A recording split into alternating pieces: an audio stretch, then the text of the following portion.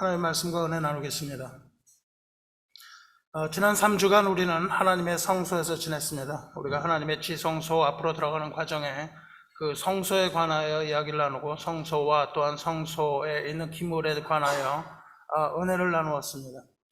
모세에게 명령하여서 지으라 하시며 이는 이스라엘 자손이 대대로 지킬 규례니라 말씀하신 그 말씀을 따라서 하나님의 성소에 들어가 보았습니다. 성소의 왼쪽에는 등잔대, 메노라라고 부르는 등잔대가 있고 그 반대편에는 상이 있습니다. 그리고 상 위에 진설병이 놓여 있습니다. 우리는 지난 두 주간에 그 순금으로 만든 등잔대 그리고 불을 정리하는 그 모든 규례에 관해서 듣지 않았습니까? 순금 한 달란트로 된 등잔대, 우리는 순결한 금으로 만든 하나님의 백성 공동체를 보았고 또한 망치로 두드려서 하나로 만든 등잔대에서 우리는 교회 공동체가 하나 되어야 함에 대해서 들었습니다. 그리고 7 등잔대에 불을 붙이는 규례에 대하여 들을 때에 순결한 기름, 즉 성령의 임재하심과 성령의 불을 소멸하지 말아야 함에 대하여 하나님의 음성 들었습니다. 성령을 소멸하지 말고 항상 기뻐해야 하며 쉬지 말고 기도해야 하며 범사에 감사하는 삶을 하는데 그 근거로 여러 가지 이야기들을 들었습니다. 장로들을 존경해야 하며 교회의 화목을 이루어야 하며 게으른 자를 권계해야 하며 마음이 약한 자를 격려해야 하며 힘없는 자를 붙들어 주어야 하며 모든 사람에 대하여 오래 참음으로 온전히 하나 된 주님의 교회를 세워가야 한다고 우리는 들었습니다. 하지만 그 모든 것이 우리가 할 수 있는 것이 아니고 그 모든 것은 하나님께서 이루실 것이며 우리는 그것을 위하여 주님의 도우심을 바라야 한다라는 말씀을 들었습니다. 등잔대와 등불은 세상을 비추는 하나님의 교회에 주신 빛이며 성령 안에서 우리를 도우시는 하나님의 자비이며 주님이 오시는 그날 아침이 올 때까지 꺼뜨리지 말아야 할 하나님의 등불인 것을 잊지 마시기 바랍니다. 즉 우리가 성소를 생각할 때는 언제나 마지막 때를 생각해야만 합니다. 성소와 주님이 오시는 재림의 날은 완벽하게 맞물려 있습니다. 그 새벽 아침이 오는 것이 바로 주님이 오시는 그날이며 그때까지 어둠의 세상에서 우리는 살며 하나님의 성소에 관하여 잘 이해하고 그것대로 우리가 살아가야 하는 그것이 오늘날을 살아가는 교회, 마지막 때를 살아가는 교회에 주신 하나님의 말씀인 것을 잊지 마시고 이것을 잘 새겨 들으시기 바랍니다. 오늘은 그 성소에 있는 또 하나의 기물인 진설병 상과 그 의미에 대하여 짚어봅니다. 하나님께서 성소의 규례에 대하여 모세에게 말씀하실 때에 등잔대 반대편에 놓을 상을 만들라고 명령하세요. 우리가 지난주에는 출애굽기 27장 그리고 그 전에는 출애굽기 25장에서 그것에 관한 규례를 들었습니다. 그 상을 만드는 규례가 출애굽기 25장 23절에 있습니다. 그것은 등잔대를 만드는 규례와 이어서 이야기가 나옵니다. 그 상을 편의상 진설병 상이라고 부릅니다. 진설병이라는 것은 재물을 말하는데 상은 그 재물을 배열하는 상입니다. 이렇게 만들라고 말씀하십니다. 상은 조각목으로 만들라고 말씀하세요. 조각목은 아카시아 나무입니다. 가구를 만들기 아주 좋은 나무라고 해요. 그 길이가 두 규빗 반이고 너비는 한 규빗이고 높이는 한 규빗 반입니다. 얼마나 하냐면은 여기서부터 여기까지가 한 규빗이에요. 그러니까 길이가 2규빗 요 정도 됩니다. 너비는 요거 하나 정도고요. 그 다음에 높이가 한 규빗 반입니다. 요거 요 정도 되는 별로 크지가 않죠. 그게 큰 상이 아닙니다. 조각목으로 그 상의 모양을 만들고요. 그것을 순금으로 쌉니다. 그리고 상 위에는 손바닥 너비 정도 되는 높이로 턱을 쌓아요. 상이 평평하게 이렇게 되어 있는 것이 아니라 돌아가면서 턱이 있습니다. 그건 왜 그러냐면 상 위에 놓은 떡이 바닥으로 떨어지지 않도록 이렇게 단을 만든 겁니다. 거기에 다리 4개를 달고 각 다리 위에는 금고리 4개를 답니다. 금 고리 4개는 어디에 쓰는 고리냐 하면 상을 옮길 때 그것을 손으로 잡아서는 안 되기 때문에 긴 막대기 2개를 하나당 2개의 고리에 연결하여 이렇게 2개의 긴 막대기를 꽂고 그것을 막대기를 들어서 상을 옮깁니다. 왜냐하면 손은 불결하기 때문입니다. 그래서 불결한 손으로 하나님의 기물을 만져서는 안 돼요. 이 상뿐만 아니라 하나님의 법궤, 하나님의 분향단, 번제단 이런 것들을 다 손으로 옮겨서는 안 됩니다. 그래서 고리를 만들고 채를 끼워서 움직입니다. 이 규례에 그 상뿐만 아니라 3가지 기물을 추가로 만듭니다. 기구가 3개가 추가돼요. 추가되는 기물은 대접, 숟가락, 붓는 잔이라고 번역되는데 뭐 그렇게 온전하게 번역된 것 같지 않습니다. 대접은 그 진설병, 거기에 올려놓을 떡을 올려놓을 대접입니다. 대접 2개를 만듭니다. 그리고 숟가락이라고 하는 것은 오목하게 생긴 접시를 말합니다. 그 접시에 유향을 올려놓고 향을 피우는 목적으로 씁니다.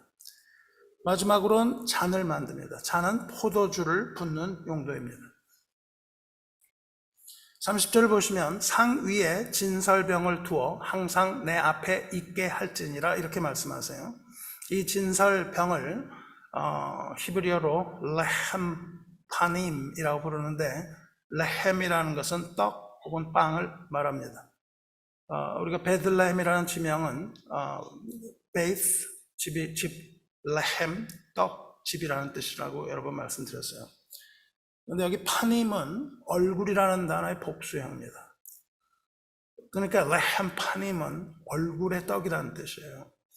즉 하나님의 얼굴 앞에 놓인 떡이라는 겁니다. 하나님은 그 뒤에 지성소에 계시고 거기에는 휘장으로 가려져 있고 그 앞에 떡상이 있고 그 다음에 제사장이 들어가서 하나님 앞에 떡을 진열하고 하나님 앞에서 대면을 하는 겁니다.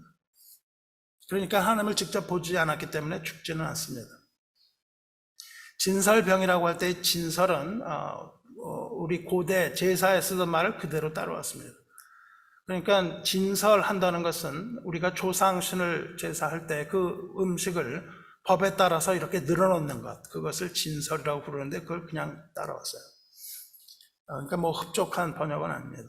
영어 번역에서는 이 빵을 showbread 혹은 킹 제임스는 shewbread라고 번역을 합니다. 하나님 앞에 보이는 빵이라는 뜻입니다. showbread.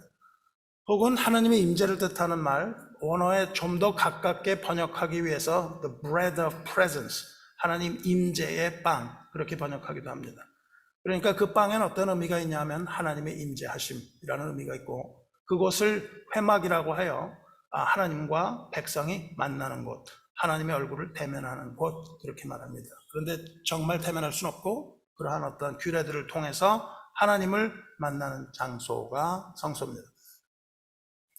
그런데 출애굽기에는 그 진설병을 올려놓을 상에 대한 규례만 있고 그거 위에 올려놓을 진설병에 대해서는 언급이 없습니다. 그것은 어디에 있냐면 오늘 여러분이 읽으신 레위기 24장에서 그 떡을 어떻게 만드는지에 대하여 자세히 기록되어 있습니다. 그 의미를 짚어보려고 합니다. 24장 5절 보시면 너는 고운 가루를 가져다가 떡 12개를 굽되 각 덩이를 10분의 2 에바로 하여 여호와 앞 순결한 상 위에 2줄로 한 줄에 6씩 진설하고,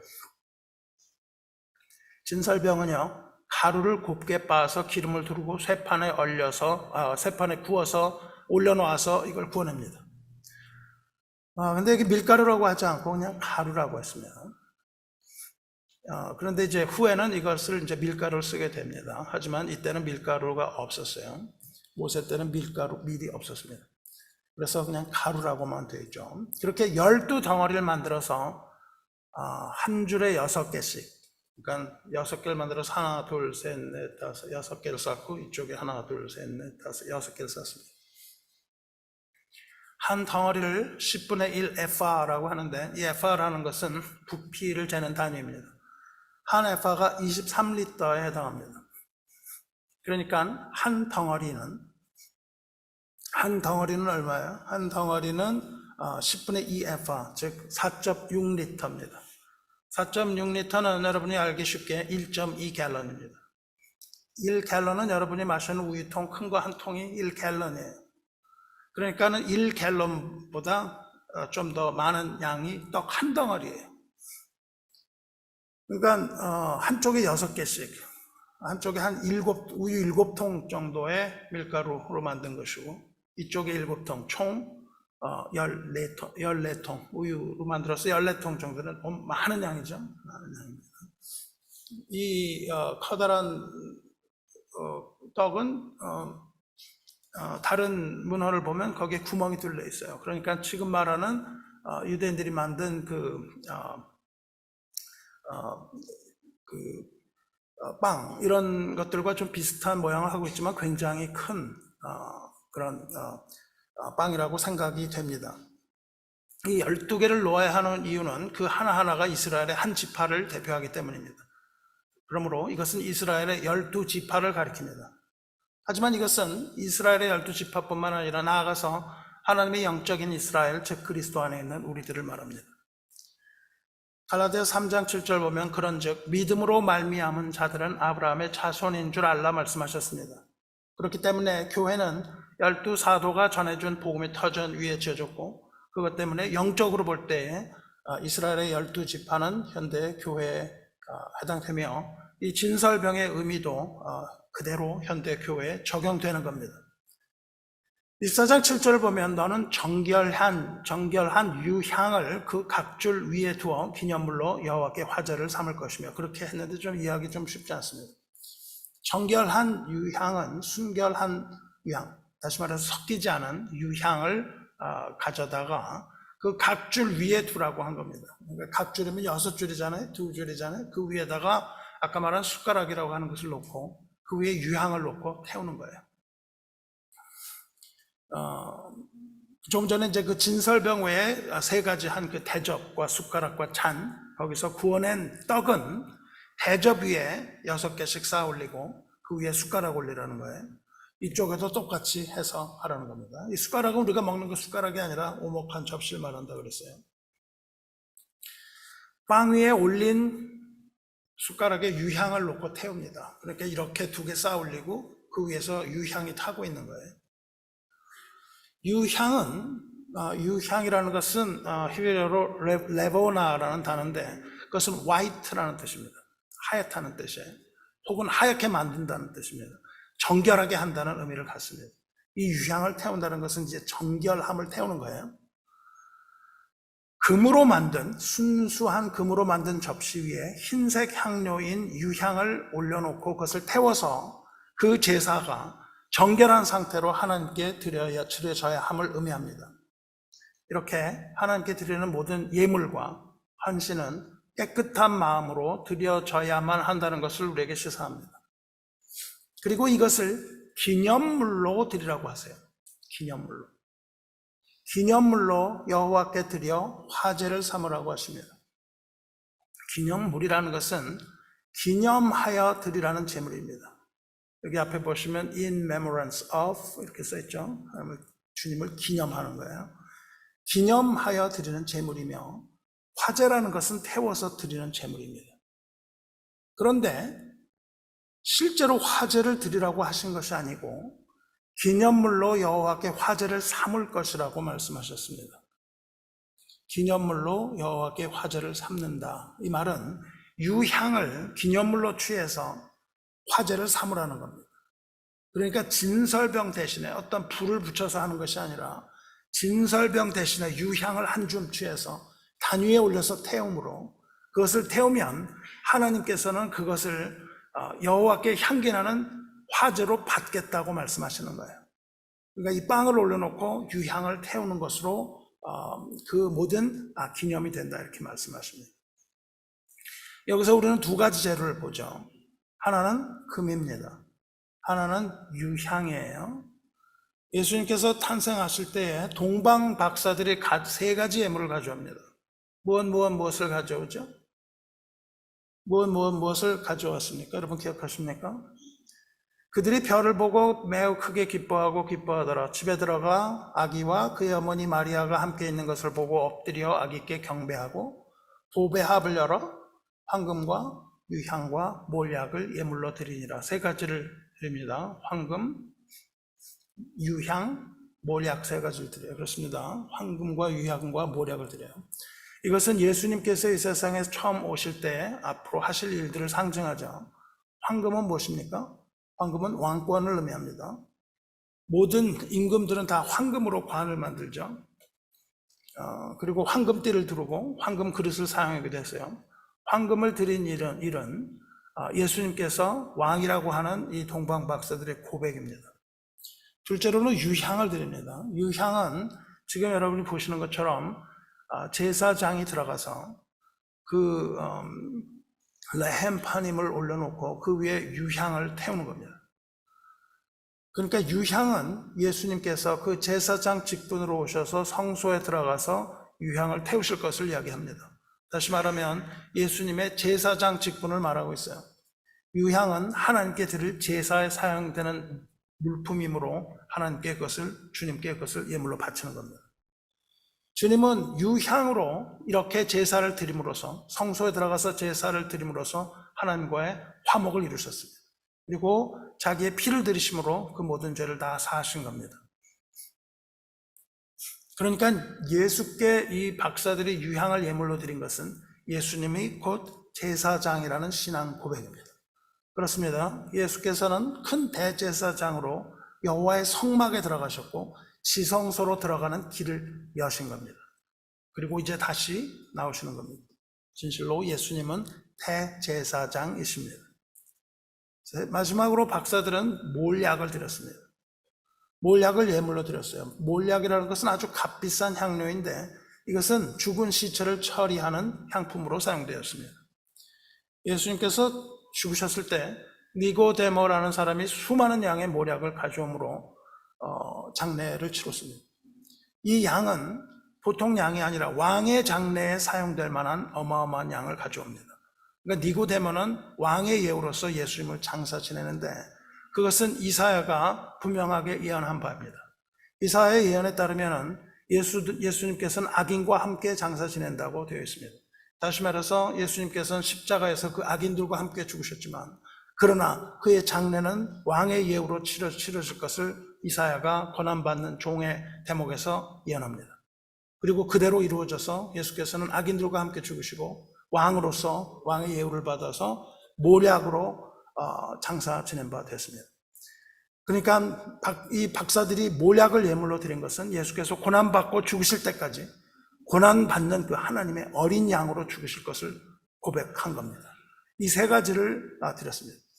이 몰약에 관한 성소의 규례도 있지만 시간상 그것은 생략하겠습니다. 그러나 우리는 두 가지를 여기서 봅니다. 황금과 유향을 보죠. 그러니까 예수께서 왕으로 오셨고 대제사장으로 오셨다는 것은 두말할 나위가 없고 히브리서는 그것을 자세하게 증언하고 있습니다. 8절을 보면 안식일마다 이 떡을 여호와 앞에 항상 진설할지니 이는 이스라엘 자손을 위한 것이요 영원한 연약이라 이렇게 말씀하세요. 한 번 드려진 진설병은 일주일 동안 성소에 둡니다. 언제 두냐면 안식일에 둬요. 그런데 탈무드에 따르면 이 떡이 일주일 동안 식지를 않았다 그래요. 빵을 굽는 일은 가르무라는 가문에서 맡았었는데 하나님께서 특별한 지혜를 주셔서 그 빵을 구원했다고 그렇게 이야기합니다. 일주일이 지나면 이 진설된 떡이 식는데 그때가 되면 안식일이 되면 새롭게 구워내야 합니다. 새롭게 구웠을 따뜻한 빵으로 안식일에 올려야 돼요. 그렇게 따뜻한 빵이 구워지면 제사장이 성소에 가지고 들어가서 오래된 떡을 물려내고 새로운 떡을 놓습니다. 그렇게 해서 일주일 내내 이 떡은 하나님 앞에 진설되는 겁니다. 그것이 사라져서는 안 되는 거예요. 성도 여러분, 여러분은 하나님 앞에 진설병도인 것 같은 그런 삶을 살아갑니까? 일주일, 7일, 24시간 항상 진설하라고 하셨는데 여러분은 이 주일 예배만 드리는 그런 삶을 살고 있지 않습니까? 주일 예배만 그치지 않고 항상 하나님 앞에 이 식지 않는 진설병을 진설하고 그 위에 흰색 유향을 태워 여러분의 삶이 예배가 되는 그런 삶을 살고 있습니까? 아침이 올 때까지 등불을 꺼뜨리지 말라고 하신 것을 따라서 이 세상을 향한 하나님의 등불이 꺼지지 않도록 여러분의 삶이 꺼지지 않는 등불이 되고 또한 식지 않는 그런 진설병이 되도록 여러분의 삶이 예배의 삶이 되고 있는지를 묻고 있는 겁니다. 그런데 이 떡은 일주일이 지나면 안식이 되면 새 것으로 교체해야 돼요. 여러분도 이와 같은 삶을 살고 있습니까? 일주일, 6일 동안 여러분이 그것을 진설하고 주일이 되면 새로운 떡을 구워서 하나님 앞에 갖고 나오시냐 그 말이에요. 지루하고 반복적인 그런 예배가 아니라 주일이 돼서 하나님 앞에 나올 때 새로운 심령으로 뜨겁게 달아오르는 그러한 심령으로 그 새로운 떡을 만드는 것 같은 그러한 심령으로 이 아침에 여러분이 주님의 주일을 사모하고 이 예배를 사모하며 그 앞에 나오시는가 하고 묻고 있는 겁니다. 여러분 드리는 이 예배가 주님께 예배 드리러 나오는 이 나옴이 여러분의 가슴을 뜨겁게 박동하게 하는 여러분의 심장이 박동하는 그런 예배입니까? 아니면 시간이 지나서 미지근하게 된 그런 식은 마음입니까? 여러분 어떤 마음으로 이 예배에 나오시나요? 습관적인 예배는 하나님이 받지 않겠다고 하셨습니다. 7일이 지난 그 전의 마음으로는 하나님이 새로운 예배를 받지 않으시는가요?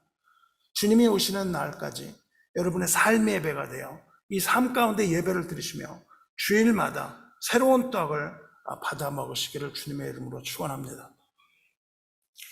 12개의 빵은 이스라엘 12지파를 나타내며 12개의 빵을 바치는 것은 이스라엘 전체가 한 지파도 빠짐없이 하나님께 드려져야 함을 뜻합니다. 여러분도 한 사람 한 사람 빠짐없이 이 12개의 빵이 되어서 하나님께 드려지기를 축원합니다. 그러면 이 떡은 왜 거기다 갖다 놓겠습니까? 여러분 제사를 드릴 때는 밥을 해놓고 이렇게 숟가락을 꽂는 건 왜 그러나요? 귀신이 와서 그 떡을 그걸 먹으라고 하는 거잖아요. 근데 우리가 이렇게 진설병을 12개를 쌓아놓으면 하나님께서 그 떡을 드시겠습니까? 그것이 하나님 드시라고 우리가 그 떡을 만들어서 올리는 겁니까? 하나님 그 드십시오. 이거 우리가 맛있게 이게 떡을 했는데 이게 드세요. 그렇게 드리는 거예요.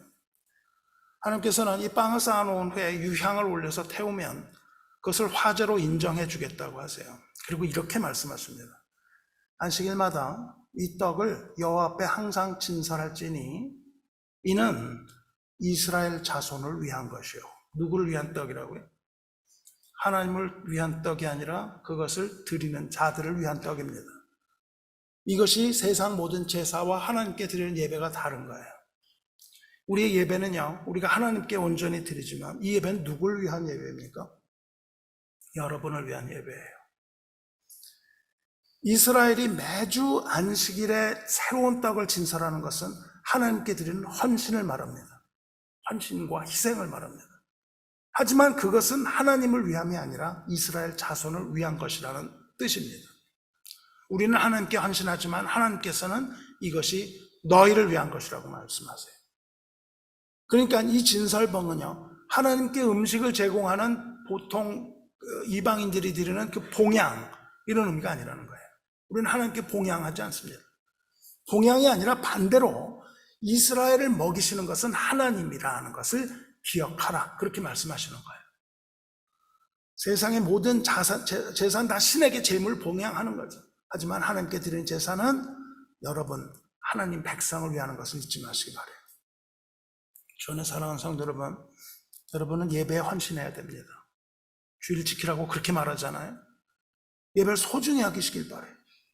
왜 그렇게 소중히 여기라고 그렇게 말을 할까요? 왜냐하면 이것이 여러분을 위한 것입니다.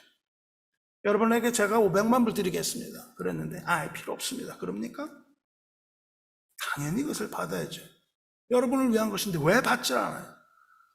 여러분이 예배를 드리는 것은 결국 여러분을 위한 겁니다. 여러분이 주인을 지킨다고 자꾸 생각하지 마세요. 그건 자기의 의입니다. 여러분이 지키는 게 아니에요. 여러분이 주인을 지키는 것이 아니라 하나님이 받으실 만한 예배가 바로 여러분을 지키는 겁니다. 예배가 여러분을 지키는 거고 여러분이 하나님을 지키는 게 아니라고요. 그걸 잊지 마시고 언제나 새로운 떡으로 예배를 드리시기를 주님의 이름으로 축원합니다. 더운 떡으로 매 주일 새롭게 만든 이 더운 떡으로 드리는 예배가 여러분의 삶을 회복시키는 겁니다. 그리고 여러분의 삶의 활력소가 되는 거예요. 그것이 생명의 떡입니다. 이 떡이 이스라엘 자손을 위한 것이라 함은 그 떡이 이스라엘 자손에게 주어지는 양식이라는 뜻이에요. 진설병은 고운 가루로 만들어야 한다고 말씀드렸잖아요. 근데 광야 생활을 할 때 밀가루가 없었다고요. 나중에 솔로몬 성전에서는 밀가루로 만들었습니다.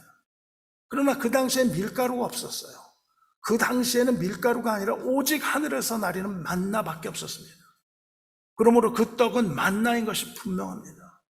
그런데 그 만나는 하루 지나면 없어지는 것이었는데 이것을 철판에 구워도 사라지지 않는 음식이었습니다.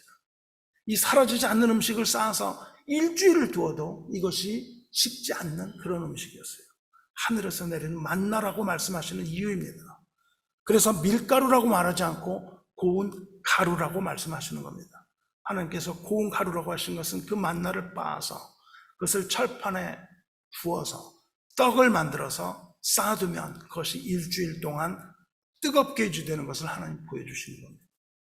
그러니까 이 진설병은 백성을 먹이시는 하나님의 양식을 뜻합니다. 신명기 8장 3절은 뭐라고 하세요? 너를 낮추시며 너를 줄이게 하시며 또 너도 알지 못하며 내 조상지도 알지 못하던 만나를 내게 먹인 것은 사람이 떡으로만 사는 것이 아니요 하나님의 여호와 입에서 나오는 모든 말씀으로 사는 줄을 내가 알게 하려 하십니다. 그렇게 말씀하셨죠. 그렇습니다. 진설병의 참 의미는요, 백성을 먹이시는 하나님의 말씀을 의미하는 겁니다. 그리고 말씀하십니다. 이것이 영원한 언약이니라 말씀하시는 거예요. 이것이 약속이라고 말씀하시는 거예요. 이스라엘 백성이 끊임없이 진설병을 상위에 놓고 유향을 태우는 일, 이것을 성소가 있는 한 계속하는 한, 이것은 그들이 지켜야 할 영원한 규례다. 그렇게 말씀하시는 거예요. 그것이 바로 하나님과 이스라엘 사이에 맺은 영원한 언약 관계임을 지금 약속하고 계시는 겁니다. 이것은 언약입니다. 천지를 지으신 하나님께서 그냥 아무것도 아닌 거, 이런 먹을 걸 가지고 하나님의 언약을 맺으세요. 인간이 가진 게 무엇이 있겠습니까? 우리가 하나님께 들을 게 무엇이 있겠어요? 우리는 하나님께서 주신 만나를 가지고 그렇게 떡을 만들어서 하나님께 올릴 때 하나님께서는 그것이 언약이라고 말씀하시는 거예요. 너희가 내 백성이라고 말씀하시는 겁니다. 언약 백성에게 확실한 증거를 제시하는 것은, 이렇게 하나님께서 하시는 것은 불쌍한 인간에게 베푸시는 자비이며 하나님의 크신 사랑과 인애입니다. 사랑하는 성도 여러분, 이 상과 떡의 규례에서 우리는 이 백성과 교제하고 식탁을 함께 하신 하나님을 봅니다. 식탁이라는 것은 대단히 중요한 것이에요. 이것은 친근한 사람들이 우정을 나눌 때에 그 식탁으로 초대해서 함께 먹고 마시는 것과 같습니다. 함께 하는 식사만큼 친밀한 관계가 어디 있습니까? 그래서 모세가 장로들과 함께 하나님께 올라갈 때, 시내산에 올라갈 때 하나님께서 그 앞에서 먹을 걸 준비해 주시고요. 우리가 사망의 음침한 골짜기를 다닐 때마다 우리에게 상을 베푸시고, 엘리야가 지쳐서 쓰러졌을 때 상을 베풀어 주시고, 또한 천국에서 하나님께서 잔치를 베풀고 상을 베푸시는 겁니다. 창조주이며 구원자이신 하나님께서 자기 백성과 더불어 상을 사이에 두고 사랑과 생명의 교제를 나누는 모습이 진설병입니다.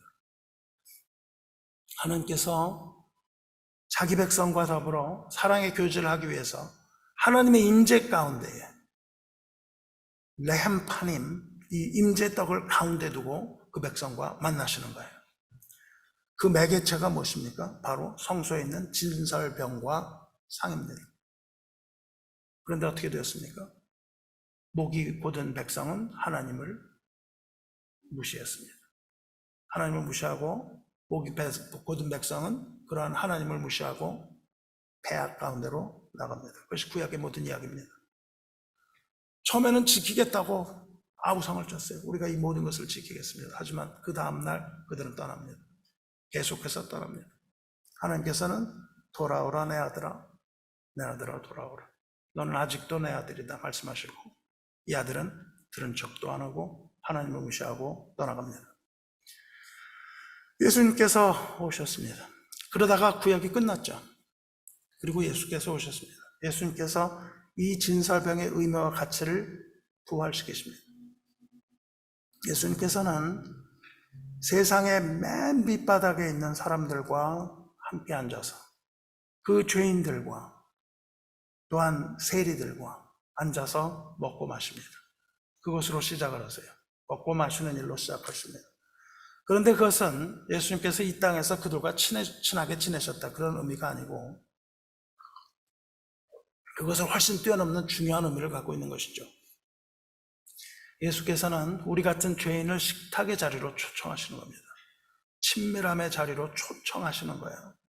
그래서 하나님 아버지와 교제할 수 있도록 하기 위하여 인간의 아들로 이 세상에 오신 겁니다. 그리고 하나님의 자녀들이 아버지와 영원한 교제와 사랑과 생명의 관계를 맺게 하기 위해서 하늘 보좌를 버리고 모든 영광을 버리고 독생자로 이 세상에 오신 겁니다.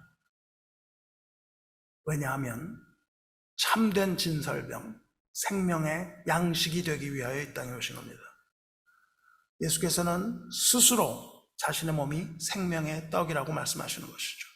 내가 생명의 떡이니라 말씀하시잖아요. 그러니까 주님께서 바로 자기의 몸을 들여서 성소에 들어가셔서 이 유월절 안식일, 주님 죽으신 날이 유월절인 건 다 아실 겁니다.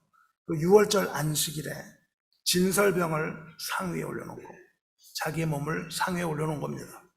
그리고 하나님과 우리가 대면할 수 있도록 하신 거예요. 그래서 백성과 하나님이 한 상에서 먹고 마시게 하신 겁니다. 요한복음이 바로 그것을 연결해주는 장이에요. 요한복음 6장입니다. 예수께서 이르시되 나는 생명의 떡이니 내게 오는 자는 결코 줄이지 아니할 터요 나를 믿는 자는 영원히 목마르지 아니하리라. 나는 하늘에서 내려온 살아있는 떡이니 사람이 이 떡을 먹으면 영생하리라. 내가 줄 떡은 곧 세상의 생명을 위한 내 살이니라 말씀하세요. 예수께서 이와 같이 그 진설병이 되신 겁니다. 하나님은 우리와 영원한 생명의 교제를 갖기 원하십니다. 이를 위해서 하나님의 아들이 생명의 떡으로 내려오시고 누구든지 그 떡을 먹으면 영생하는 놀라운 복음의 능력을 우리에게 보여주신 겁니다. 그리고 주님께서는 마지막 만찬에서 이것을 확인하십니다. 누가복음 22장 19절 보시면 또 떡을 가져 감사기도 하시고 떼어 그들에게 주시며 이르시되 이것은 너희를 위하여 주는 내 몸이라 말씀하세요. 너희를 위하여 주는 내 몸이라. 너희가 이를 향하여 나를 기념하라 하시고 어떻습니까? 레위기 말씀을 그대로 반복하고 계시잖아요. 너희를 위한 떡 이를 행하여 나를 기념하라 말씀을 아시겠습니까? 이를 행하여 나를 기념하라고 하시잖아요. 그것을 화제로 받겠다고 하시잖아요. 레위 규례에서도 이것을 기념물로 여호와께 화제를 삼으라 그렇게 말씀하시지 않았어요?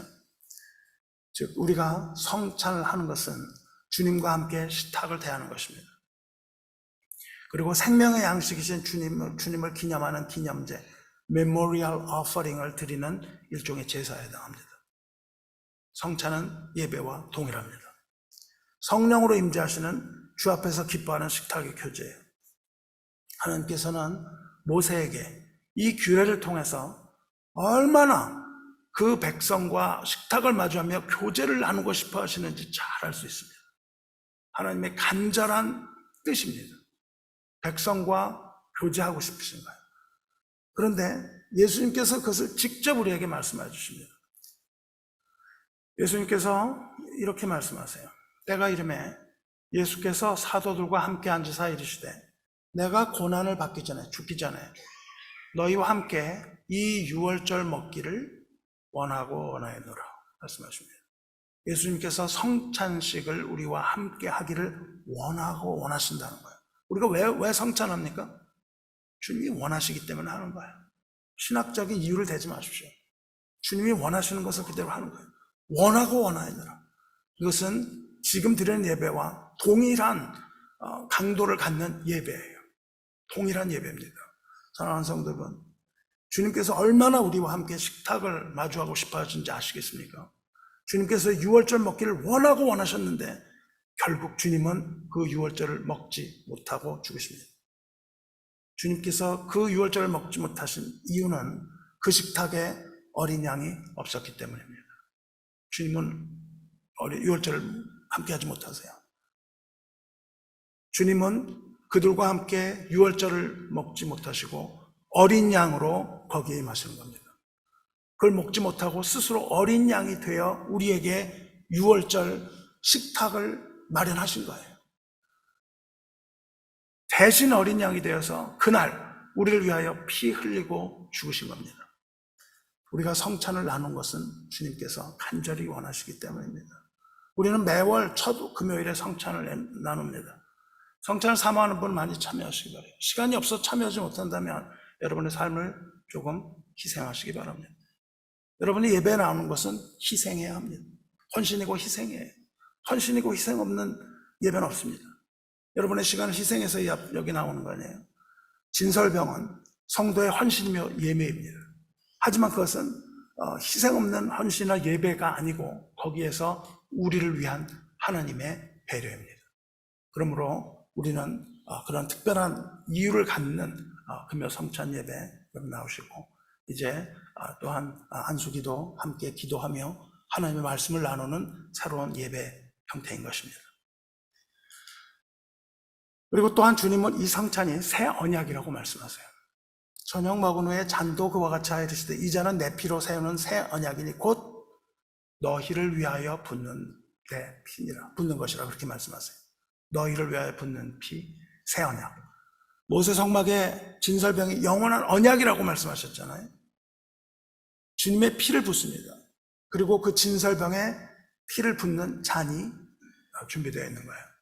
그 잔을 붓는 것, 주님의 피를 붓는 것 또한, 그것 또한 주님의 피로 세우는 새 언약이라고 천명하고 계시는 겁니다. 지금 진설병의 규례를 그대로 예수님께서 재현하시는 거예요. 이 새 언약의 시대의 성도들을 위하여, 우리들을 위하여 그것을 잘 설명해 주고 계십니다.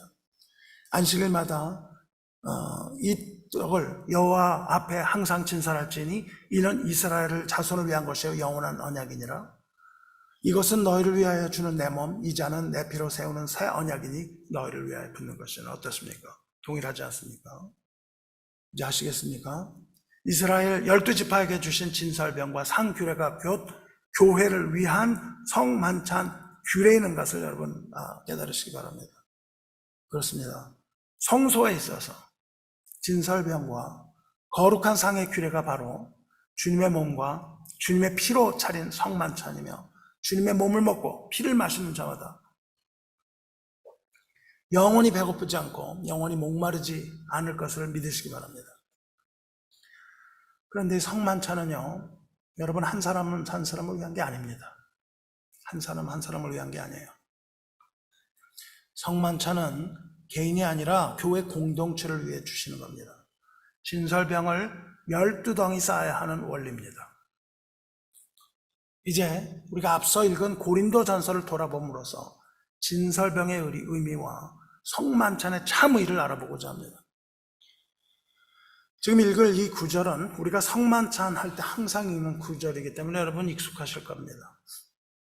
내가 너희에게 전한 것은 주께 받은 것이니 곧 주 예수께서 잡히시던 밤에 떡을 가지사 축사하시고 떼어 이르시되 이것은 너희를 위하는 내 몸이니 이것을 행하여 나를 기념하라 하시고 식후에 또한 그와 같이 잔을 가지시고 이르시되 이 잔은 내 피로 세운 새 언약이니 이것을 행하여 마실 때마다 나를 기념하라 하셨으니. 여러분이 이걸 읽을 때 이제 분명한 뜻이 들어오죠. 무슨 뜻인지 분명하게 들어올 줄로 생각됩니다. 그런데 이것은 바울이 적은 고린도 전서의 내용입니다. 이 구절은 사실상 적합하지 않습니다. 사실상 엄밀히 따지면 성찬에서 읽을 만한 것이 못 되기도 합니다. 그렇지만 이것은 성만찬의 규례이기 때문에 우리가 이것을 읽고 깨닫습니다. 이것은 물론 복음서에 기록된 대로 주님께서 최후의 만찬에서 말씀하신 성만찬의 규례예요.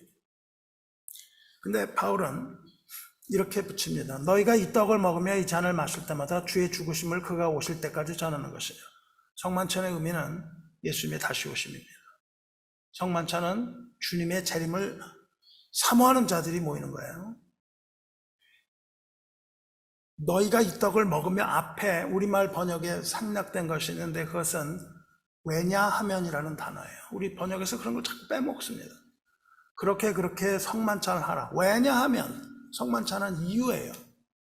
이 떡을 먹으며 잔을 마실 때마다 주의 죽으심을 그가 오실 때까지 전하는 것이에요. 주님의 죽으심과 오심입니다. 이것이 그리스도를 기념하여 성만찬 해야 되는 이유예요. 성만찬은요, 주님의 재림을 기다리는 성도의 몫입니다. 성만찬은 두 가지 의미를 동시에 갖습니다. 하나는 그리스도의 죽음에 대한 기념, 또 하나는 다시 오실 그리스도의 재림에 대한 확신, 이 두 가지입니다. 사랑하는 성도 여러분, 성소의 등불은 아침에 올 때까지 밝혀두어야 된다고 기억하시지 않습니까? 아침은 곧 주님이 다시 오시는 그날이잖아요. 주님이 다시 오시는 그날, 교회는 성령의 기름과 등불을 준비하여 신랑을 맞으러 가야 하며 그날까지 진설병을 매일 올리고 매일 두고 안식일에 새로 올리고 하나님의 말씀과 성령의 기름으로 매일매일 떡을 뗄 뿐만 아니라 주일마다 따뜻한 예물로 예배드리기를 쉬지 말아야 한다는 뜻입니다. 성찬은 또 주의 죽으심을 그가 오실 때까지 전하는 거예요. 여기서 전한다 하면 말씀 그리고 성찬의 행위 두 가지를 다 말합니다. 그리스도의 죽으심을 알리는 거예요. 현대 교회가 말씀만을 강조한 나머지 성령과 성찬은 무슨 미신처럼 소외시켜버린 죄가 있습니다. 성찬은요, 미신이 아니고요, 해도 되고 하지 않아도 되는 것이 아닙니다. 주님의 재림을 기다리는 모든 자는 반드시 성찬에 참여해야만 하는 것입니다. 이스라엘 12지파를 위한 12떡을 쌓는 이유예요. 우리는 어린 양 그리스도의 대속적 죽음과 부활에 대해서 개인적인 고백과 선포와 선교와 전도는 물론 성만찬 의식을 통해서 증거하고 대대도록 전하라는 것이 주님의 말씀입니다. 그리고 이렇게 덧붙여요. 27절부터 그러므로 누구든지 주의 떡이나 잔을 합당하지 않게 먹고 마시는 자는 주의 몸과 피에 대하여 죄를 짓는 것이니라. 사람이 이것을 살피고 그 후에 이 떡을 먹고 이 잔을 마실지니 주의 몸을 분별하지 못하고 먹고 마시는 자는 자기의 죄를 먹고 마시는 것이니라. 그래서 성만찬 할 때요, 이것은 목사가 얘기를 하죠. 이것을 읽고 그래서 자신을 돌아보고 만찬을 받을 만하지 못하면 받지 마세요. 그렇게 얘기하는데 잘못 말하는 겁니다. 이 구절에 대해서 많은 사람들이 오해하고 있습니다.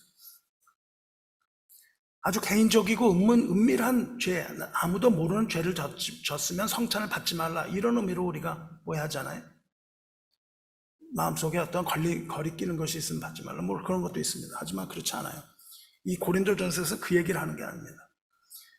이 말씀은요, 죄를 저지른 자는 성찬을 받지 말라는 뜻이 아닙니다. 자신의 죄가 생각나거든 그 죄를 회개하고 돌이켜 성찬을 받으라는 말이지, 죄를 뉘치지 않고 성찬도 받지 말라는 뜻이 아닌 건 여러분 잘 아시죠? 예물을 제단에 드리려다가 거기서 내 형제에게 원망 들을 만한 일이 있는 것이 생각나거든 예물을 제단 앞에 두고 가서 형제와 화목하고 그에 와서 예물을 드리라는 그 주님의 말씀을 그대로 반복한 겁니다. 동일한 예물이에요. 여러분이 성찬을 받는 것은 예배예요. 그래서 그것을 받으려고 하다가 그런 것이 생각나거든 화목하고 와서 예물 드리라는 것 100% 동일한 말씀이라고요. 왜 그런지 여러분 보셔야 돼요. 성경을요, 여기만 끊어서 보고 여기 이렇게 끊어서 보면 절대로 이어지질 않습니다. 이 고린도전서 제가 오늘 이거 길지만 다 읽었던 이유예요. 이 말이 왜 들어있는지를. 더구나 성찬을 합당하지 않게 먹고 마신다 하면 개인적인 죄를 여기서 말하는 것이 아니고요, 공동체 안에서 일어나는 모임에 관한 이야기입니다. 성도 간에 일어나는 불화와 무질서의 관계를 지금 이야기하고 있는 거예요. 요구절만 딱 떼어 읽지 말고 은혜만 받으려고 하는 것이 아니라 전후 모든 구절을 다 읽어야 우리가 정말 이것이 거부할 수 없이 이 공동체에 주어지는 말씀이라는 것을 여러분 알 수 있습니다. 돌아보겠습니다. 17절부터 읽으셔야 돼요. 연속해서 읽어야 됩니다. 17절은 뭐라고 합니까? 내가 명하는 이 일에, 명하는 이 일이라는 건 이제 앞으로 맞는 이 성찬 얘기입니다. 너희를 칭찬하지 않겠다. 이는 너희 모임이 유익이 안 되고 해롭다. 모이지 말라는 겁니다. 내가 명하는 일이라는 건 성만찬 규례를 말해요. 18절 뭐라 그럽니까? 먼저 너희 교회에 모일 때 너희 중에 분쟁이 있다 함을 듣고 어느 정도 믿거니와. 고린도 교회는 분쟁이 있는 교회였어요. 그리고 성령의 은사를 자랑하는 무질서한 교회였습니다. 사도 바울이 거기서 얼마나 고통을 당했는지 몰라요. 그 중에 첫 번째로 교회 모임에 관한 내용이 본문 내용이에요. 그리고 무질서한 은사에 관한 내용이 12장, 13장입니다. 그러니까 여러분이 좋아하시는 사랑은 오래 참고 이것도요, 동일한 책망의 내용이에요. 이것도 이 성만찬도 책망의 내용입니다. 사도 바울은 고린도 교회가 화목하지 못하고 분쟁한다는 말을 들었어요. 그리고 그 분쟁의 소식이 분명하기에 책망하지 않을 수 없다. 이렇게 말합니다. 분쟁이라는 말은요 헬라어로 스키스마입니다. 스키스마는 명사고요. 동사는 스키조인데 그 스키조라는 말은 2번 사용됐다고 말씀드렸잖아요. 예수께서 세례 받으실 때 하늘이 찢어졌고 그 다음에 성전에 휘장이 찢어질 때 그 단어 씁니다. 스키조라는 말은 또 스키스마라는 말은 찢어진다는 말입니다. 교회 분장이라는 것은 그리스도의 몸이 찢어짐을 말합니다. 교회 분장은 그리스도의 몸이 찢어지는 거예요. 만약 여러분의 몸이 찢어진다면 여러분 얼마나 큰 고통을 겪겠습니까? 여러분 이 손가락 아무것도 아닌데 손가락 하나만 떼어낼까요? 여러분 그렇게 하시겠습니까? 그럴 수 없습니다. 그리스도의 몸이 교회가 찢어진다면 누가 그 고통을 다 감당합니까? 손가락이 그 고통을 감당하겠습니까? 이 첫째 손가락이 찢어졌는데 둘째 손가락이 아프다고 할까요? 둘째 손가락은 아무 상관하지 않습니다. 첫째 손가락이 잘려나가든 둘째가 잘려나가든 셋째가 잘려나가든 그 모든 고통은 다 머리의 몫입니다. 교회가 찢어지는 것을 감당하는 것은 오직 머리 대신 그리스도의 몫입니다. 제가 이 교회 처음 부임해 올 때 이 교회가 분쟁했습니다. 이 교회는 그리스도의 몸을 찢은 교회입니다. 그것을 우리는 회개합니다. 누군가 저에게 이 교회를 맡으라고 했을 때는 손살을 치고 거절했어요. 절대 안 갑니다. 깨진 교회를 나가 왜 갑니까? 나에게 개척하지 않은 사람도 많았습니다. 그런데 하나님은 그 마음을 주셔서 왔어요. 그런데 강요에 못 이겨서 처음 설교로 왔습니다. 몇 안 되는 사람들이 모여서 여기저기 흩어져 앉는 거예요. 한 사람은 여기, 한 사람은 저기, 또 한 사람 들어오더니 한참 5분 지나서 들어오더니 저기. 그것을 보고 눈에서 눈물이 흐르는 걸 닦아낼 수가 없었습니다. 그리스도의 아픔이 그대로 느껴졌습니다. 찢어진 교회가 이거구나, 바로. 그걸 느꼈어요. 그리고 그날 밤 많이 울었습니다. 하나님 왜 이 찢은 교회의 하나님의 아픔, 그리스도의 아픔, 그 아픔을 느꼈어요. 그리고 그날 밤에 받은 말씀이 빌립보서 1장입니다. 그날 밤에 그 교회를 섬기기로 마음먹었습니다. 나와 함께 가겠다고 하는 사람 모든 다 오지 마라. 그리고 하나님은 혼자 가라고 말씀하셨어요. 아무도 없는 곳에, 그 적막한 곳에 혼자 들어갔습니다. 그때 받은 말씀이 빌립보서 1장 8절입니다. 내가 예수 그리스도의 심장으로 너희 무리를 얼마나 사모하는지 하나님이 내 증인이시니라. 여기서 예수 그리스도의 심장이라고 하는 이 단어, 심장이라는 단어, 이 단어는 발음이 좀 어렵습니다. 스팔랑크사 이렇게 좀 어려워요. 스팔랑크사인데 이것을 심장으로도 번역을 하기는 하는데요. 그것은 심장이라기보다 창자나 폐나 이런 오간들을 의미합니다. 예수 그리스도의 심장을 가졌다고 하는 것은 그날 그 창자라는 단어를 들으면서 예수 그리스도의 몸이 찢어지는 것은요, 창자가 끊어지는 아픔입니다. 이 교회의 한 지체가 실족할 때 하나님께서는 그 창자가 끊어지는 아픔을 예수께서 느끼신다는 거예요. 옆에 있는 사람은 아무것도 아닐 것 같지만 하나님께서는 한 지체의 실족을 마치 창자가 끊어지는 것과 같은 그런 아픔을 주님께서 느끼시는 거예요. 그래서 그날 밤 예수 그리스도의 아픔이 마치 그 창자가 끊어지는 듯한 아픔인 것을 느꼈습니다. 그 단어는 슬픔이라는 뜻을 갖고도 있습니다. 뿐만 아니라 애정이라는 뜻도 가지고 있어요. 하나님께서 그와 같은 사람을 향하여 애정을 가지시는 거예요. 교회가 하나 되지 못하고 분열하고 다툼은 그리스도의 아픔, 그리고 그리스도의 슬픔과 교회를 향한 주님의 슬픔과 애증을 말하는 겁니다. 그래서 그날 밤 기도했습니다. 주님, 나에게 그리스도의 심장을 주시옵소서. 그리스도의 심장이 없이 내가 어찌 목회를 하겠습니까? 절대 못합니다. 그리스도께서 나에게 심장을 주시기 원합니다. 그리스도의 심장으로 내가 성도를 사랑하고 그리스도의 사랑을 내게 주셔서 내가 그리스도의 사랑으로 사랑하지 않는다면 어떻게 내가 이 교회를 섬기겠습니까? 이와 같이 완악한 사람들을 내가 어떻게 주님의 말씀을 전하겠습니까? 주님께서 나에게 그리스도의 심장을 주셔서 사랑하게 하시고 주님의 몸된 교회를 섬기게 하옵소서. 이렇게 기도했습니다. 그리고 또 한 가지를 구했습니다. 또 한 가지 구한 것이 모세의 지팡이입니다. 모세의 지팡이를 구한 것은 말씀의 권위를 구한 겁니다. 깨진 몸이 어떻게 하나님의 말씀을 받겠습니까? 깨진 교회는 하나님의 말씀을 받을 수가 없습니다. 절대 받을 수가 없습니다. 그러므로 나는 힘이 없다 할지라도 하나님께서 주께서 선포되는 말씀의 권위를 주시고 권능을 주셔서 이 교회가 다시금 하나님의 말씀 아래 바로 서게 하여 주시옵소서. 이 두 가지를 기도하면서 산산이 깨어져 버린 교회, 부서져 버린 주님의 몸, 무너져 내린 성, 그저 터만 남은 타버린 그런 성을 소생하여 주시기를 간절히 기도하며 구했습니다. 그래서 주님께서는 이제 이 교회를 통하여 영광 받으시기를 힘써 구하고 있습니다.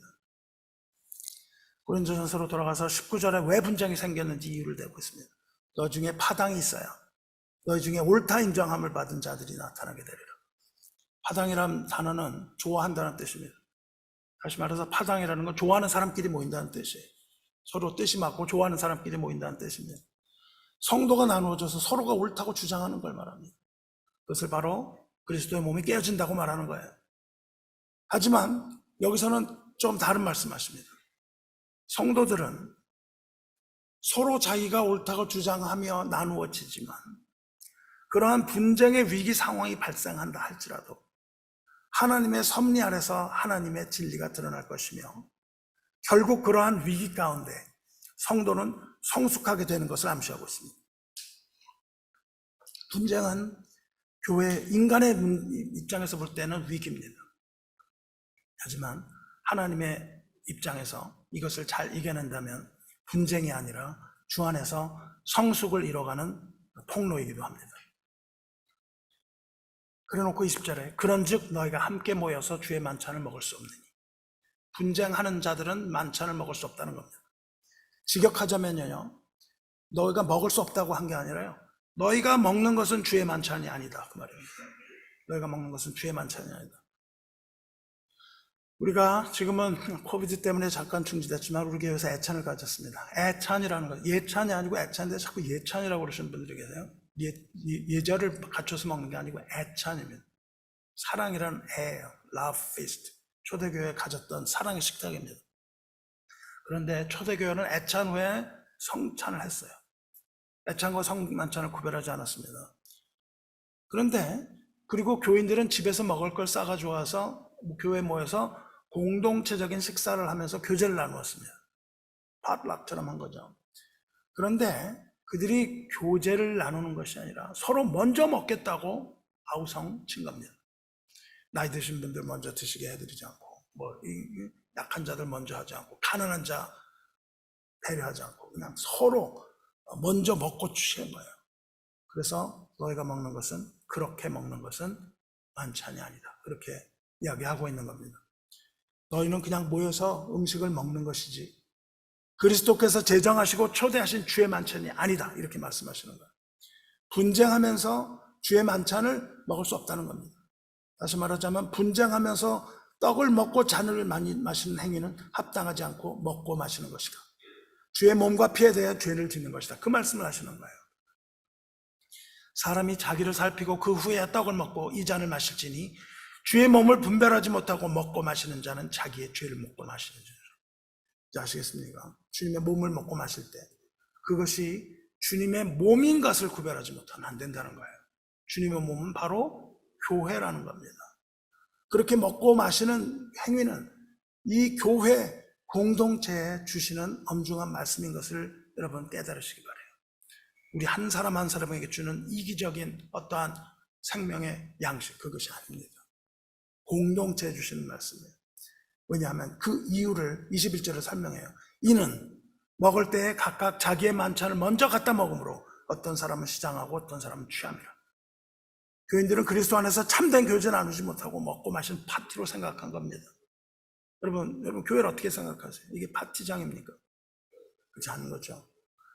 그래서 서로 양보하고 나누는 것이 아니라 각기 자기 것을 먼저 생기고 친한 사람끼리 끼리끼리 앉아서 먹는 겁니다. 우리가 애찬을 하더라도 친한 사람끼리 끼리끼리 모여서 세상 이야기하는 것 애찬이가요, 아닐까요? 애찬이 아닙니다. 우리가 서로 모여서 먹고 마시고 교제하는 것은 애찬이 아니라는 거예요. 이것은 거룩한 주의 만찬을 무시하는 것이고 진정한 의미에서 주의 만찬이 아니라는 거예요. 그래서 이렇게 야단치죠. 너희가 먹고 마실 집이 없느냐? 집에 가서 하라는 겁니다. 너희가 하나님의 교회를 업신여기고 빈궁한 자들을 부끄럽게 하느냐? 내가 너에게 무슨 말을 하랴? 이것으로 칭찬하지 아니하노라. 그런 식으로 참여할 거면 집에 가서 하라고 책망합니다. 하나님의 교회는요, 거룩한 하나님의 백성들의 모임입니다.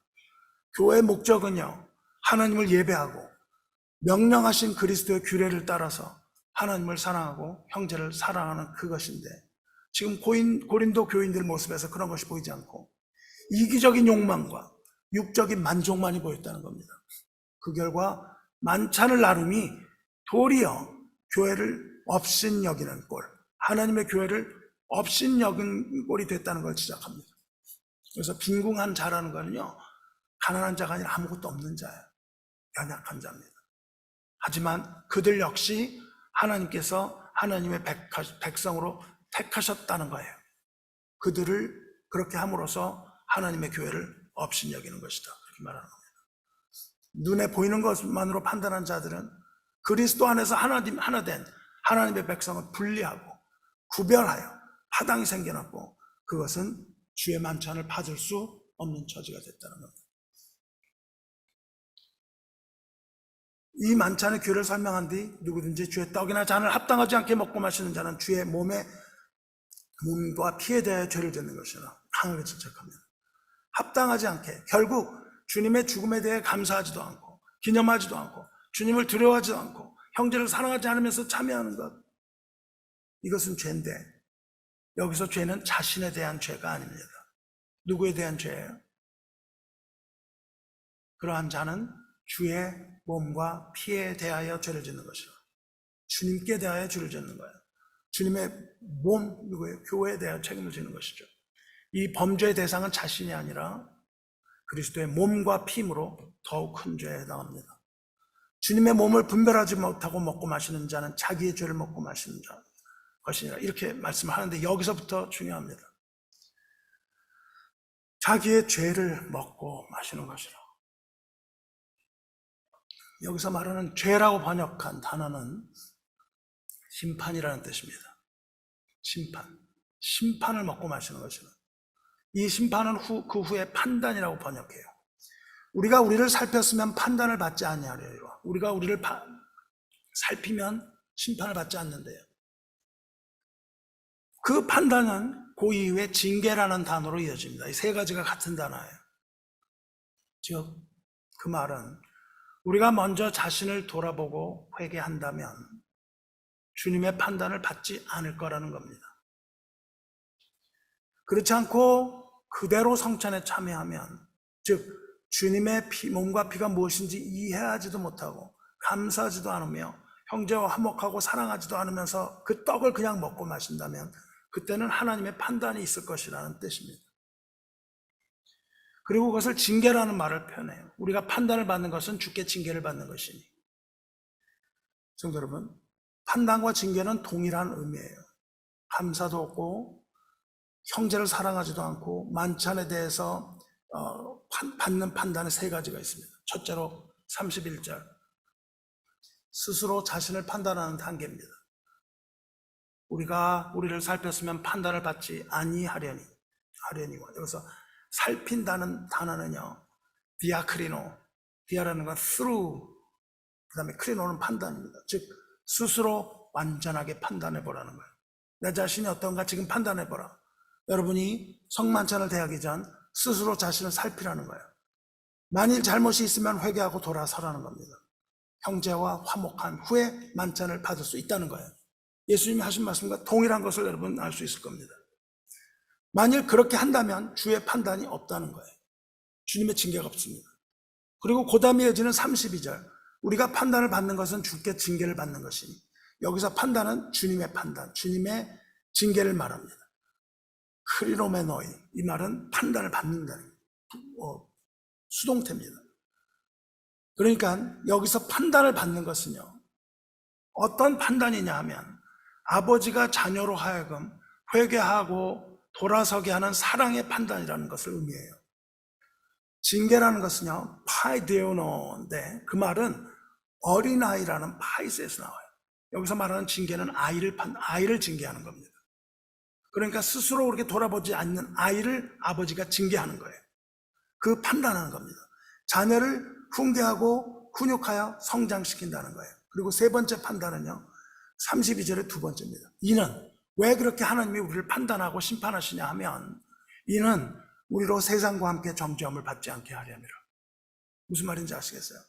여기서 정죄라는 단어는 카타크리노, 세상을 향한 심판입니다.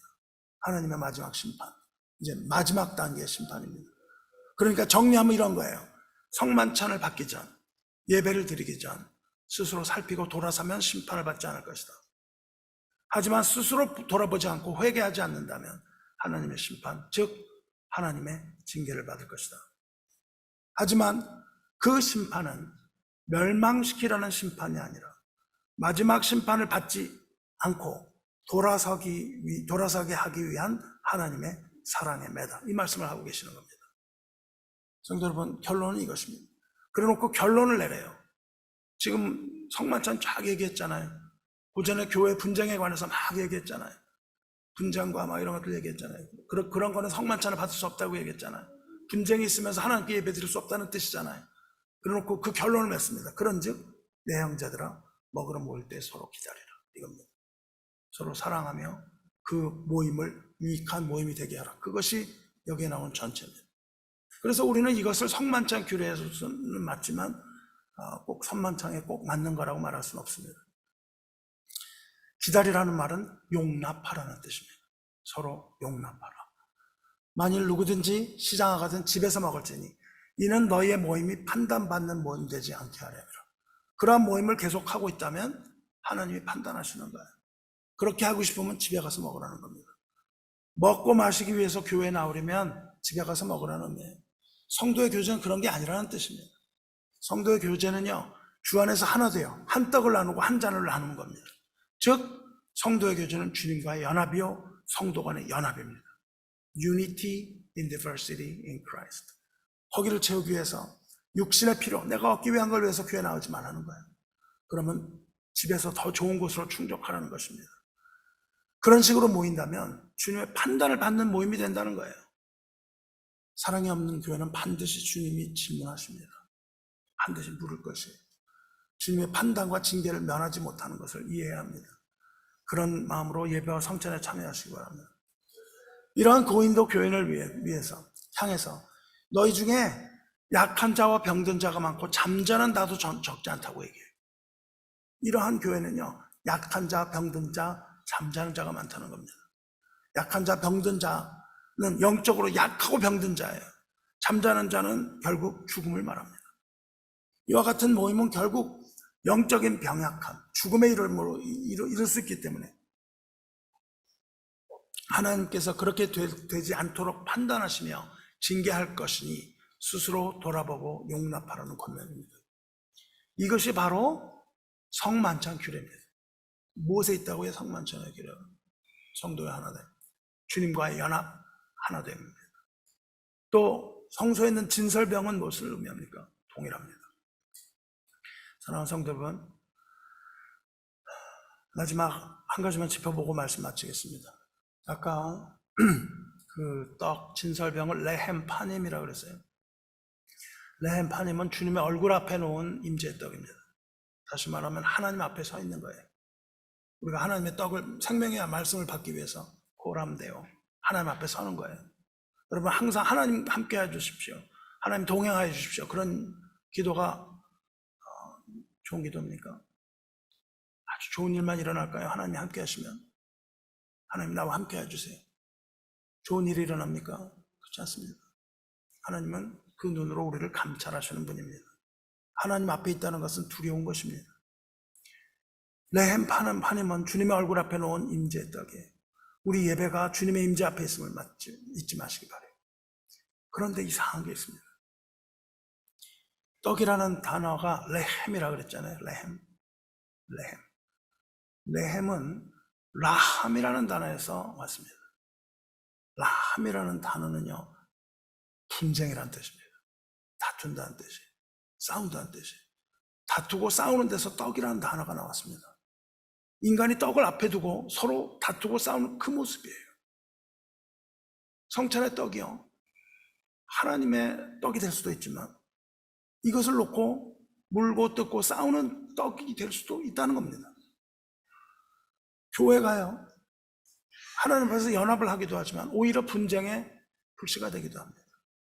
교회 나오지 않으면 다툼도 없었을 텐데 교회를 나오면서 레헴파님을 알지 못하고 그것을 그냥 라햄으로 알면 분쟁이 되는 겁니다. 주님의 떡은요, 그 의미가 변질되면 안 됩니다. 복음은 의미가 변질되면 안 돼요. 복음의 의미가 조금 변질되면 이것은 분쟁이 되는 겁니다. 성소의 떡 레헴이 라함이 되면 되겠습니까? 성소의 떡은 거룩한 빵이며 제사떡이며 하나님의 임재를 의미합니다. 핵심은 무엇입니까? 레헴에 있지 않고 파님, 하나님의 얼굴에 있는 거예요. 우리가 예배를 드려 나올 때 떡에 관심을 가지고 나오지 말고 하나님의 얼굴 앞에 나오는 것을 잊지 마셔야 돼요. 생명의 양식은요, 하늘에서 내려오신 예수 그리스도시며 우리는 그 피로 구원받을 만한 아무 가치도 없는 사람입니다. 옆에 사람이 구원받을 가치가 없는 사람이 아니고요, 내가 구원받을 가치가 없는 사람이라고요. 그런데 하나님께서는 그러한 가치 없는 저와 여러분을 사셨습니다. 그리고 그 피로 우리 모두를 사신 겁니다. 성소의 떡은요, 우리가 싸워서 이기는 승자의 전리품이 아닙니다. 떡은 우리가 승리하여 얻는 전리품이 아니에요. 내가 하나 더 갖겠다고 하는 그 전리품이 되면 안 되는 거예요. 성소의 떡은요, 하루도 건너뛰어서는 안 되는 생명의 양식이고 끊어지지 않는 하나님의 은총입니다. 그 성소의 떡은 우리를 위하여 찢으신 그리스도의 몸이에요. 유향은 대제사장이신 주님께서 하나님께 올리신 기념제사이며 그 잔은 우리를 위하여 부으신 그리스도의 피입니다. 이 떡과 이것은 우리를 위해 주신 거예요. 우리가 막 싸워서 그것을 뺏을 필요가 없다고요. 왜 우리에게 주신 것을 기다리지 못하고 그것을 서로 뺏어 먹습니까? 그것을 이야기하고 있는 겁니다. 말씀 맺겠습니다. 십자가에서 우리를 위해 찢으신 몸은 하나님 아버지 사랑, 생명의 교제, 이거를 가능하게 한 진설병이에요. 우리는 주님께서 최후의 만찬에서 맺으신 이 새 언약을 기억하는, 그것을 기념하는 주님의 교회입니다. 그리고 모세가 시내산에서 받은 규례 또한 마찬가지입니다. 주님께서 유월절 먹기를 원하셨던 것처럼 하나님은 자기 백성과 교제하며 기쁨과 즐거움의 예배와 식탁을 원하시는 거예요. 기쁨으로 하나님의 예배에 참여하시기 바라요. 세상에 못된 것을 뺏기지 마시라고요. 여러분 기쁨을 아무 가치 없는 것을 뺏기지 말라고요. 여러분의 기쁨을 수호하세요. 예배를 드리고 여러분이 하나님 말씀하신 것을 지킴으로 기쁨을 잃지 말고 갖고 오세요. 이것이 하나님의 영광입니다. 모세를 통하여 옛 언약 맺으시고 그리스도를 통하여 새 언약을 맺으신 하나님께서 지금도 그리스도 안에서 이 생명의 떡을 나눌 예배자를 찾고 계시는 겁니다. 영과 진리로 예배드리는 예배자들을 찾으시는 거예요. 영원한 생명의 교회, 사랑의 나눔, 성도의 교통을 위해서 그렇게 찾고 계시는 거예요. 여러분은 그리스도 예수 안에서 그러한 예배자로 서길 원합니까? 볼지어다 내가 문 밖에 서서 두드리노니 누구든지 내 음성을 듣고 문을 열면 내가 그에게로 들어가 그와 더불어 먹고 그는 나와 더불어 먹으리라 말씀하신 겁니다. 이기는 자에게는 내가 내 보좌에 함께 앉게 하여 주기를, 내가 이기고 아버지 보좌에 함께 앉은 것과 같이 하리라. 이 떡을 먹고 이제 대제사장께서는 그 휘장을 찢으시는 겁니다. 그리고 우리로 하여금 그 보좌에 들어가게 하시는 거예요. 사랑하는 성도 여러분, 우리가 잊지 말아야 할 것은 교회가 주님의 몸이라는 사실입니다. 그리스도 안에 있는 생명의 양식을 함께 먹는 주 안에서 하나 된 성도 되시기를 주님의 이름으로 축원합니다. 기도하겠습니다. 은혜와 사랑이 충만하신 하나님 아버지, 하나님의 성소에 들어가기를 간절히 원합니다. 주님의 보좌 앞에 나가기를 원합니다. 하지만 우리의 의로 나갈 수 없사오니 오로지 주님의 의로 옷 입혀주셔서 각각 자기를 돌아보고 돌이켜 주님의 성찬 앞으로 나가게 하여 주시기를 원하고 또 원하나이다. 안식일에 뜨거운 새떡을 준비하라 하신 것, 그 말씀을 따라 우리도 이제 더 이상 피상적이고 반복적인 예배를 드릴 것이 아니라 새롭고 떨리는 마음으로 예배드리는 참된 예배자로 서게 하여 주시고 성령으로 가득 채우셔서 우리 심령이 성령 안에서 기쁨으로 충만하여 주님께 온전한 예배드리는 거룩한 백성 되게 하여 주시옵소서. 주님의 몸인 교회가 주님의 뜻에 순종하여 하나님의 뜻을 분별하는 영적인 교회가 되어 마귀와의 이 치열한 전투에서 승리하게 하여 주시옵소서. 전쟁은 하나님께 속하였은즉 모든 것을 다 주님께 맡깁니다. 주님의 승리 안에서 우리도 무너지지 아니하고 승리하게 하여 주시옵소서. 주님을 사랑하고 형제를 사랑하는 거룩한 백성으로 남아 마지막 날 주님의 심판을 면하고 자비와 긍휼을 힘입어 영원한 백성으로 하나님의 나라를 유업으로 받게 하여 주시옵소서. 모든 교회의 머리 되시는 우리 주 예수 그리스도의 거룩하신 이름으로 감사 기도드리옵나이다. 아멘.